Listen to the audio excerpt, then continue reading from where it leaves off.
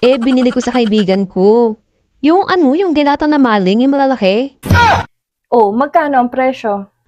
Ano siya, Mars? 60 pesos lang. Di ba ang laki ng kikitain mo dun? 60 pesos? Oo, Mars. Naku, Mars, baka yun yung fake, ha? Hindi naman siguro, Mars. Naku, Mars, ano ka ba? Ang layo naman sa tunay na presyo ng maling. Magkano ang presyo ng maling? Tapos ay 60 pesos lang. Naku, Mars, mahirap yan.